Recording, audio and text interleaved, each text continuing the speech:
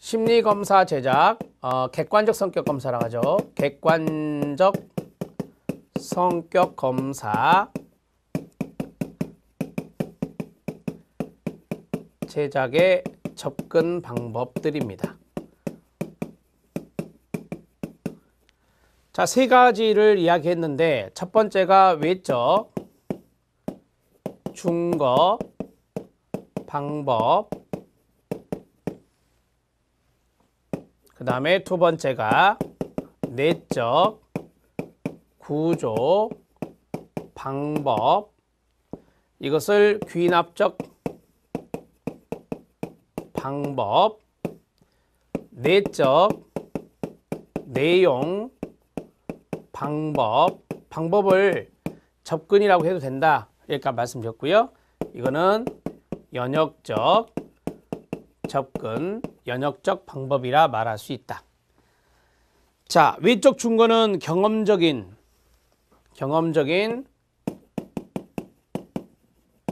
방법이다. 이렇게 말씀드렸죠.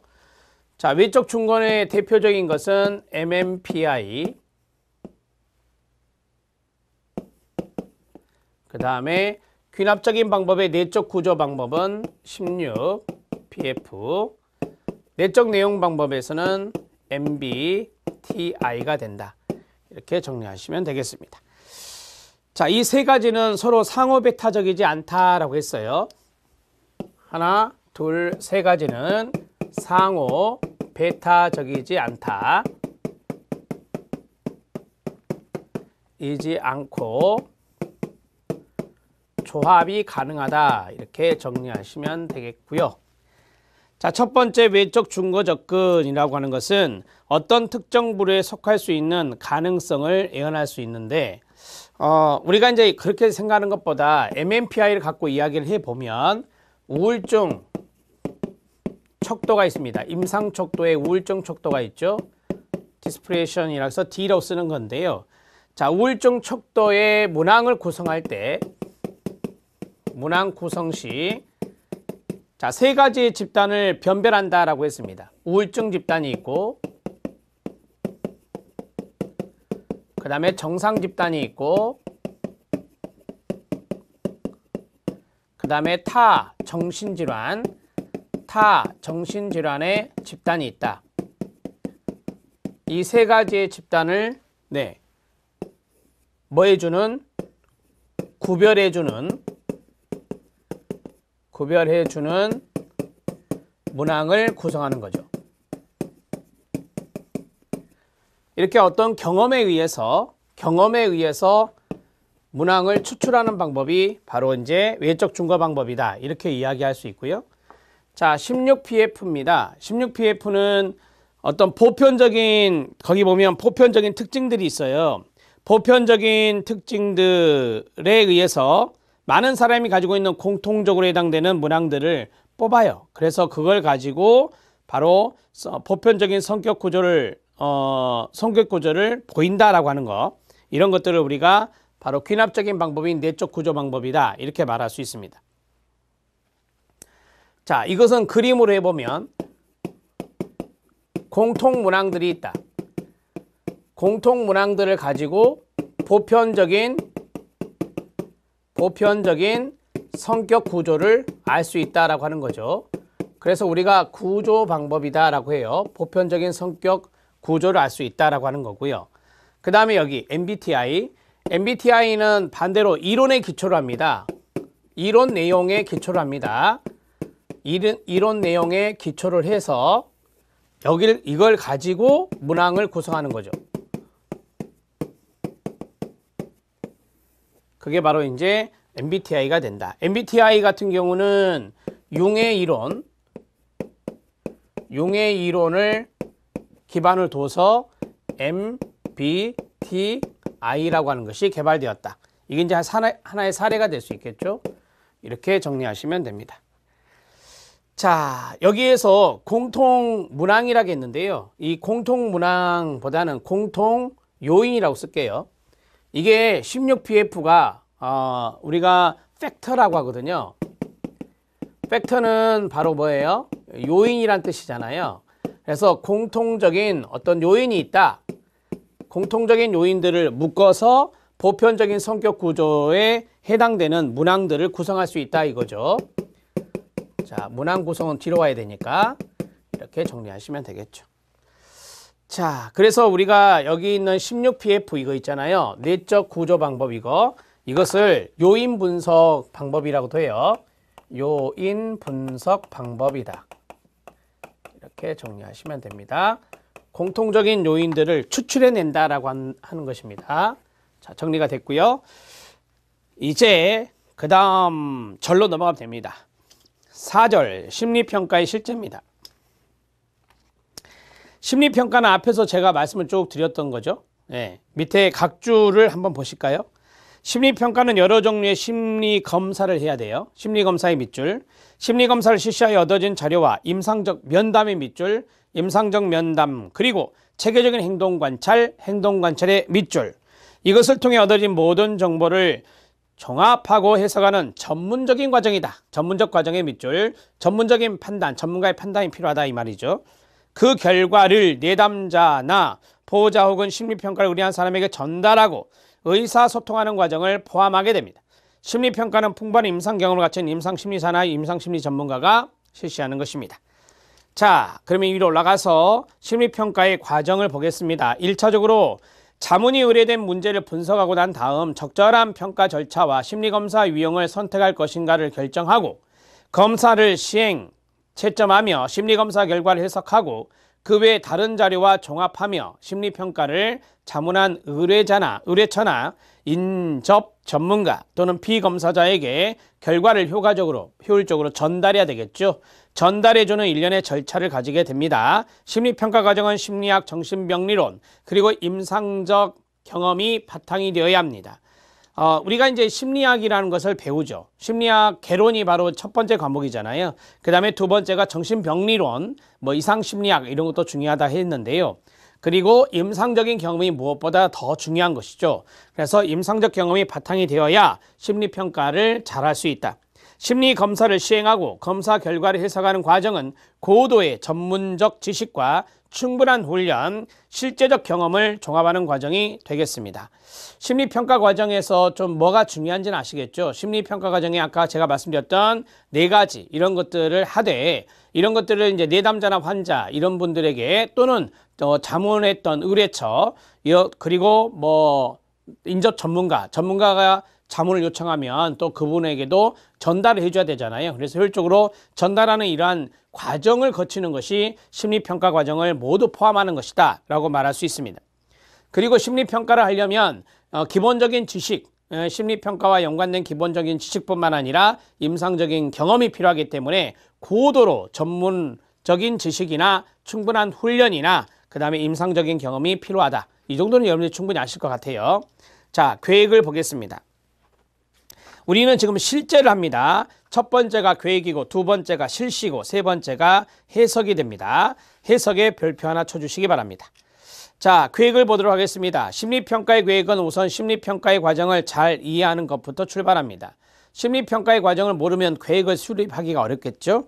자문이 의뢰된 문제를 분석하고 적절한 평가 절차와 심리검사 유형 등을 선택하고 검사를 시행, 채점하고 그 다음 심리검사 결과를 해석하고 자료와 종합하며 심리평가를 하고 결과를 효율적으로 전달하는 일련의 과정에 따른 계획을 수립해야 됩니다. 2번 별표.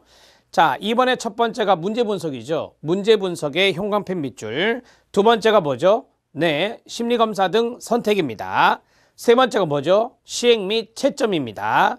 그 다음에요, 해석입니다.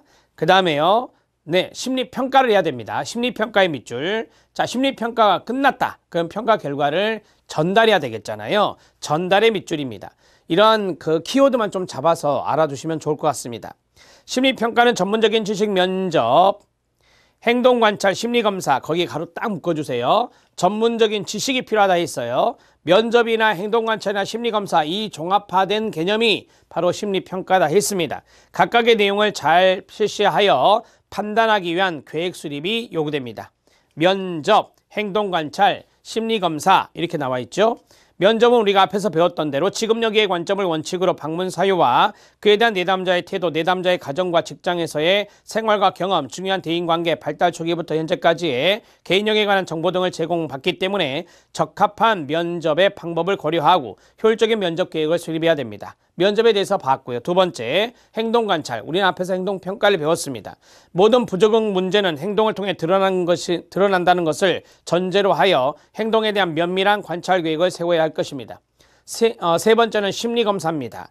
재고자 하는 것 전체를 측정하는 것이 아니라 일부 즉 표집된 내용을 측정하여 이를 통해 전체를 추정하는 과정이 되겠습니다.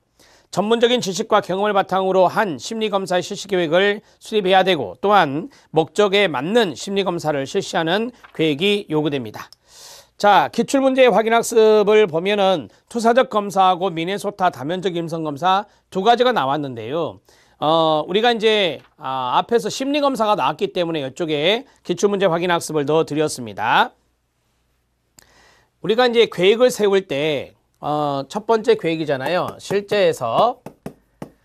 실제적인 측면에서 심리평가의 실제에서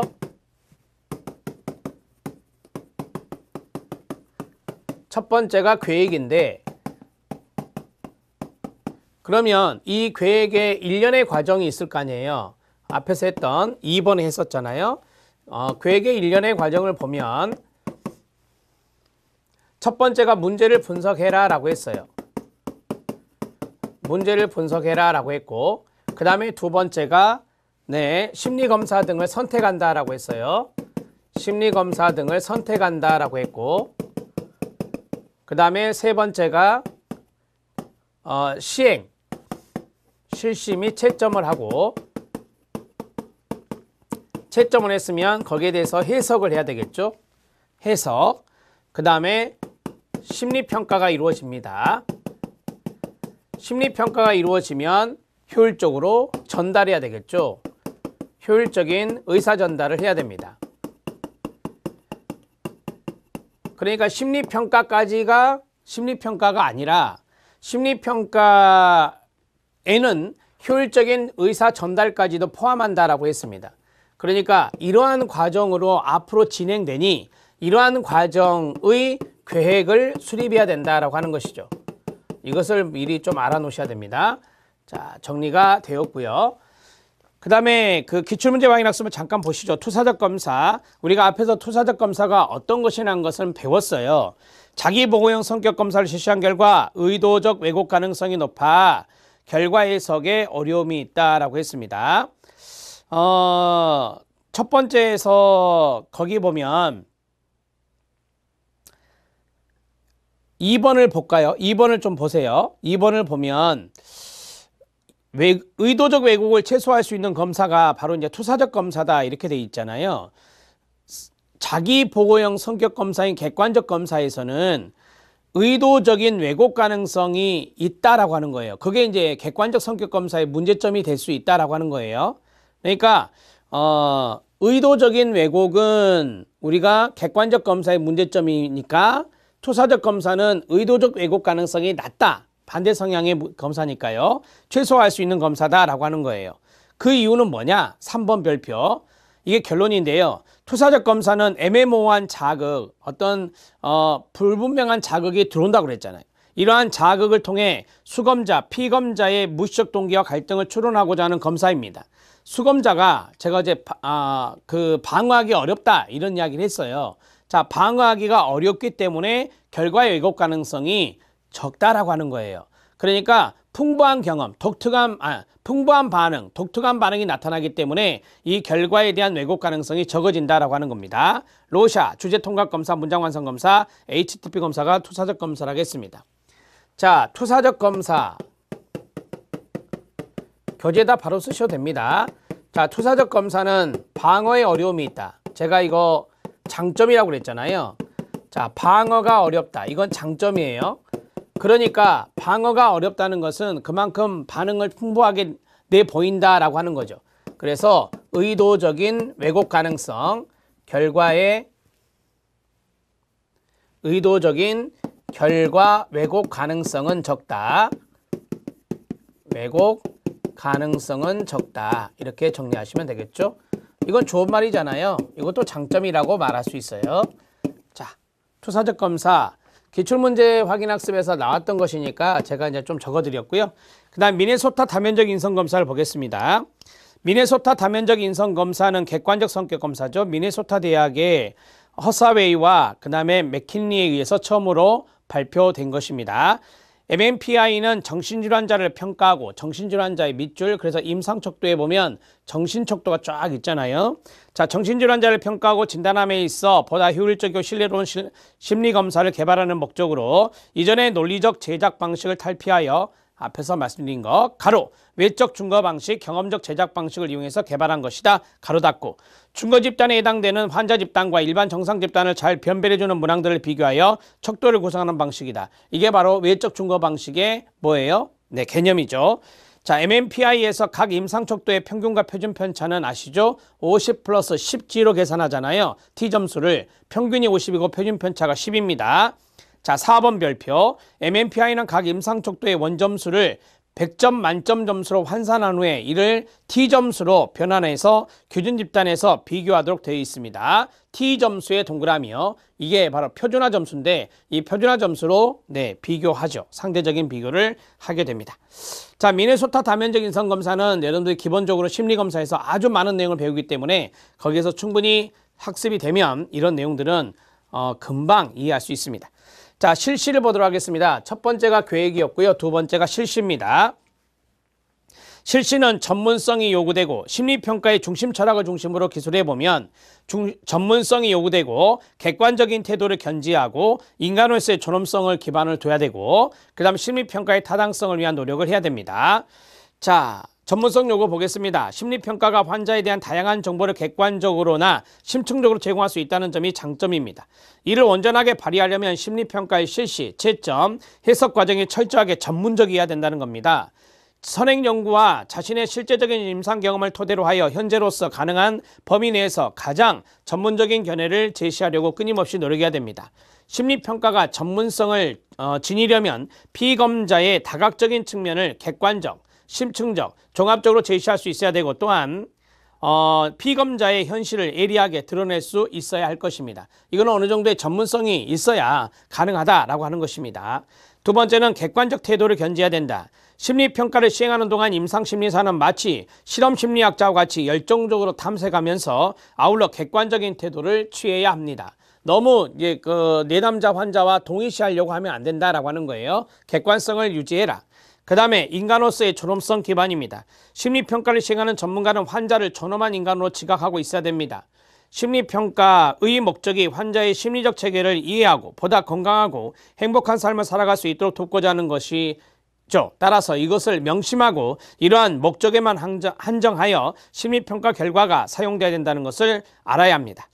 자, 심리평가의 타당성을 위한 노력입니다. 심리평가의 타당성은 환자에 대한 철저한 치료 과정, 심층적 면담, 집중적인 사례 분석, 임상연구나 실험연구를 통해서 알 수가 있을 겁니다. 그래서 이 심리평가의 타당성, 이러한 것들을 갖추고자 하는 노력을 해야 됩니다. 임상심리 전문가는 훈련 과정과 임상 실제에서도 이러한 다각적인 역할을 병행하도록 해야 하는 것입니다. 자, 우리가 임상심리 전문가는 학자이기도 하고요. 그러니까 과학자로서의 역할, 임상가로서의 역할 이런 것들을 해야 된다라고 하는 거예요. 그래서 뭐 여러분들이 아시죠? 과학자와 전문가 모델, 볼더 모델 이런 것들이 있습니다. 그래서 우리가 학문적인 것도 상당히 중요한 거다. 그러나 임상도 우리가 무시할 수는 없죠. 그래서 이 두 가지를 병행하는 그러한 노력을 해야 되기 때문에 심리평가의 타당성을 위한 노력도 해야 된다라고 하는 거예요. 이게 이제 과학자적 요소가 되겠죠. 자, 두 번째 실시에서 필요한 것들을 좀 보면 첫 번째는 전문성이 요구된다라고 하는 거예요. 전문성이 요구되고 그 다음에 두 번째 환자에 대해서 인간에 대한 존엄성 존중입니다. 인간에 대한 존엄성 존중 이러한 것들이 기본적으로 있어야 되겠죠, 여러분. 그 다음에 심리평가에 대해서는 타당성 확보 노력을 해야 됩니다. 타당성 확보 노력을 해라. 이렇게 정리할 수 있고요. 자, 그리고 한 가지 더 객관적인 태도를 견지해라. 객관적인 태도를 견지할 것. 이런 것들이 여기에 들어갈 수 있습니다.